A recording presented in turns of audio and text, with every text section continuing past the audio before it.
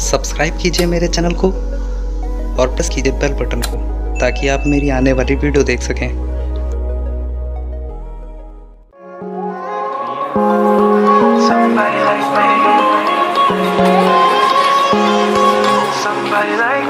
Wondering how to make a play all night, looking your way from out of sight, thinking I should ask if you're doing alright. You weren't easy and so hard to ignore. Pull up on your right, ask what you're drinking, ask what you like. Said you look good in the dim bar light, so damn cheesy. Who'd have thought you'd fall for somebody like me? When you ask my name, hello friends, मैं अभिजीत। आज की video में मैं आपको dahlia के plant को care करने का, इनमें कैसे फर्टिलाइज़र दें, इन पे ज़्यादा फ्लावर कैसे लें और बिग साइज़ के फ्लावर कैसे लें, इन सारे प्रोसेस को इस वीडियो में बताने वाला हूं। तो वीडियो को आप अंत तक ज़रूर से देखिएगा। तो ये देखिए, जितने भी मेरे डहेलिया के प्लांट हैं सिर्फ 12 इंच के पॉट में लगे हैं और इनकी ग्रोथ देख सकते हैं और आप फ्लावरिंग भी देख सकते हैं। एक प्लांट पे कई सारे फ्लावर एक साथ आपको दिखाई देंगे। ये जो डहेलिया की घनी पेटल वाली वैरायटी है, इनको ट्यूबर से ग्रो किया जाता है, यानी इनके रूट्स होते हैं उनसे ग्रो किया जाता है। तो इसके जो प्लांट हैं, ग्रो करने का जो सही टाइम होता है वो अक्टूबर नवंबर होता है। इस टाइम में आप अगर इनके प्लांट को ग्रो कर लेते हैं तो आपको जनवरी लास्ट या फरवरी से आपको फ्लावरिंग दिखाई देने लगती है।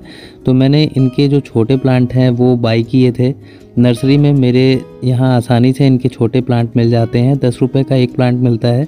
और देखिए ग्रोथ के बाद कितनी ज़्यादा अच्छी इसमें फ्लावरिंग होती है। मैंने छोटे प्लांट को लगाने का, इनके लिए सॉइल मिक्स कैसे तैयार करें उसका प्रोसेस आपको बताया था। वो वीडियो अगर नहीं देखा है तो इस वीडियो के डिस्क्रिप्शन को ज़रूर से चेक करिएगा। तो देखिए, हमारे जितने भी प्लांट हैं उन सारे प्लांट पे बहुत ही बिग साइज़ के फ्लावर आ रहे हैं। तो इन प्लांट को ग्रो करने के लिए विंटर का सीज़न होना चाहिए और ये अप्रैल तक आपको बहुत ही अच्छी फ्लावरिंग देते हैं। और फिर उसके बाद इनके ट्यूबर आप कलेक्ट करके नेक्स्ट ईयर में फिर से प्लांट ग्रो कर सकते हैं। तो मैंने सारे प्रोसेस आपको बता रखे हैं, इस वीडियो के डिस्क्रिप्शन को ज़रूर से चेक करिएगा। तो डहेलिया के प्लांट की केयर के लिए सबसे पहला काम है, जो भी सूखे हुए फ्लावर हैं उनको कट करके ज़रूर से हटाइए, क्योंकि ये जो पुराने फ्लावर होते हैं वो हमारे प्लांट से न्यूट्रिशन और एनर्जी लेते रहते हैं, जिसके कारण हमारा जो न्यू बड्स है, न्यू फ्लावर है, उनमें अच्छी ग्रोथ नहीं हो पाती है। तो देखिए, जितने भी मेरे प्लांट हैं उन पे बहुत सारे जो पुराने फ्लावर हैं वो ब्लूम हो चुके हैं और सूख चुके हैं, तो उनको मैं हटाते जा रहा हूँ। और देखिए, पुराने फ्लावर हटाने से हमारा जो प्लांट है वो बहुत ज़्यादा फ्रेश दिखने लगता है और काफ़ी ज़्यादा हेल्दी दिखाई देता है। तो आप ज़रूर से इनके जितने भी पुराने फ्लावर हैं उनको कट करके हटाते रहिए, जिससे आपको बहुत ही प्लांट की ग्रोथ अच्छी दिखाई देगी। इनमें जो नई ब्रांचेस डेवलप हो रही हैं वो बहुत ही आसानी से और बहुत तेज़ी से ग्रो करेंगी और आपका प्लांट बहुत ज़्यादा बुशी भी दिखने लगेगा। तो देखिए, इसी तरह से हमारा एक और प्लांट है। देखिए, इसमें बीच में किस तरह से ये सूखा हुआ फ्लावर लगा है, तो इसको भी मैं हटा दे रहा हूँ। तो इसको हटाने के बाद आप देखेंगे हमारा जो प्लांट है बिल्कुल चमकदार दिखने लगेगा, क्योंकि ये जो सूखा हुआ फ्लावर है वो हट गया है। और देखिए, हमारे एक ही प्लांट पे कितने बड़े साइज़ के फ्लावर आते हैं और एक ही जैसे फ्लावर आपको दिखाई देंगे। कोई भी प्लांट आप देख लीजिए, उन सभी प्लांट पे ढेर सारी फ्लावरिंग है। तो ऐसा इसलिए है क्योंकि इनके जब छोटे पौधे को आप शुरुआत से ग्रो करते हैं मिट्टी में, वो बहुत ही अच्छे से एडजस्ट होते हैं और बहुत ही ज़्यादा अच्छी फ्लावरिंग होती है। तो अगर आप बड़े प्लांट को लेके आते हैं तो उसमें 1-2 फूल ही आते हैं, उसके बाद फ्लावरिंग नहीं हो पाती है।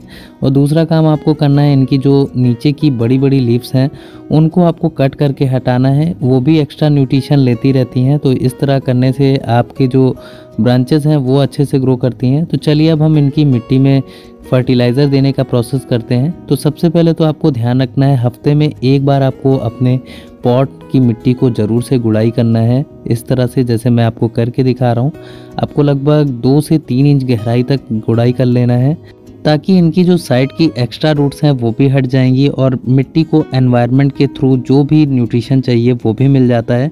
गुड़ाई करने के बाद अब हमें लेना है डीएपी यानी डायमोनियम फॉस्फेट के दाने। ये डायमोनियम फॉस्फेट जो है वो काले रंग में भी आता है और कुछ इस तरह का भी आता है, तो आपको जो भी अवेलेबल है आपके पास यूज़ कर सकते हैं। तो मैं इसकी लगभग 15 से 20 दाने दे रहा हूँ, क्योंकि ये थोड़े छोटे दाने की है। अगर बड़े दाने की हो तो 8 से 10 दाने ही डालिए, आपके 12 इंच के पॉट के लिए सफिशियंट होगा। इसी के साथ मैं यूरिया के भी लगभग 10 से 20 दाने दूंगा। ये देखिए कुछ इस तरह से मैं स्टेम से दूरी पे दे रहा हूँ, तो इसी तरह से आपको दोनों फर्टिलाइज़र को स्टेम से दूरी पे देना है। तो अब हम जो तीसरा फर्टिलाइज़र ले रहे हैं वो है पोटाश। तो पोटाश कुछ देखने में इस तरह से होता है, तो इसको भी हम लगभग 1 चम्मच के आसपास हम अपने पॉट में दे देंगे। बस इन फर्टिलाइज़र को देते वक्त क्वांटिटी का ध्यान रखिए, जितना मैंने बताया उसी तरह से दीजिए। मेरे प्लांट सारे आप देख रहे हैं बहुत ही अच्छी फ्लावरिंग कर रहे हैं, और आपको ध्यान रखना है कि स्टेम से दूरी पे ही इन फर्टिलाइज़र्स को देना है। और जब इन फर्टिलाइज़र को दे दीजिए उसके बाद इनमें अच्छे से पानी दे दीजिए। तो ये काम हमने कर लिया। और एक और ज़रूरी काम है वो ये कि आप अपने प्लांट को एक सपोर्ट ज़रूर से दीजिए। आपके पास कोई डंडा हो, कोई स्टिक हो, उसके सपोर्ट से इसको ज़रूर से बांधना है, क्योंकि इन पे जो फ्लावरिंग होती है काफ़ी ज़्यादा हैवी होती है, उनका वेट बहुत ज़्यादा होता है और प्लांट भी काफ़ी ज़्यादा बड़े हो जाते हैं। तो इनको सपोर्ट देने के लिए आपको स्टिक लगाना बहुत ही ज़रूरी होता है, क्योंकि बहुत तेज़ी से जब हवा चलती है तो आपके जो प्लांट हैं वो टूट सकते हैं, या आपके जो फ्लावर हैं वो भी टूट सकते हैं। तो इस बात का आपको ध्यान रखना है। तो देखिए मेरे प्लांट पे कितने बड़े साइज़ के फ्लावर हैं, मेरे हाथ से कितने ज़्यादा ये बड़े हैं, और सारे ही प्लांट को मैं सपोर्ट देता रहता हूँ। ये देखिए, और ये जो डहेलिया के प्लांट हैं उनको मार्च के मंथ में आपको 2 से 3 बार पानी देना होता है। जैसे ही आपने देखा कि इस तरह से ड्राई मिट्टी दिख रही है, आपके प्लांट की पत्तियाँ थोड़ी सी लूज़ पड़ने लगेंगी, तो आपको इससे बचाने के लिए इनको वाटरिंग करनी पड़ेगी। तो 2 से 3 बार आप इनको वाटरिंग ज़रूर से करिए। जब भी इनकी मिट्टी ड्राई दिखाई दे तो इसमें पानी ज़रूर से दे दीजिए, और बहुत ज़्यादा भी पानी नहीं देना है, हल्की हल्की, ताकि इनमें हल्की नमी बनी रहे, जिससे आपके प्लांट पे ग्रोथ अच्छी होगी। तो देखिए मैं इन सारे प्लांट को डायरेक्ट सनलाइट वाली जगह पे रखता हूँ, क्योंकि ये एक फ्लावरिंग प्लांट है, इनको तेज़ धूप की ज़रूरत होती है। तो सीधी धूप में आपके डहेलिया के प्लांट पे जो फ्लावरिंग होगी वो बहुत ही अच्छी होगी और बहुत सारी ग्रोथ होगी, इनकी ब्रांचेस भी अच्छे से डेवलप होगी। तो इनको शेड वाली जगह पे बिल्कुल मत रखिएगा। तो इसी तरह से मैंने डहेलिया के प्लांट को कटिंग से ग्रो करने का और ट्यूबर से ग्रो करने का, साथ ही साथ इनके छोटे प्लांट को कैसे ग्रो किया जाए, वो सारे प्रोसेस मैंने बता रखे हैं। वो सारी वीडियो नहीं देखी है तो इस वीडियो के डिस्क्रिप्शन को ज़रूर से चेक करिएगा, आपको सारी वीडियोस के लिंक मिल जाएंगे। तो ये वीडियो आपके लिए हेल्पफुल रही हो तो इस वीडियो को लाइक ज़रूर से कीजिएगा। अगर कोई भी सवाल जवाब हो तो कमेंट करिएगा। आज के लिए इतना ही, take care and bye bye.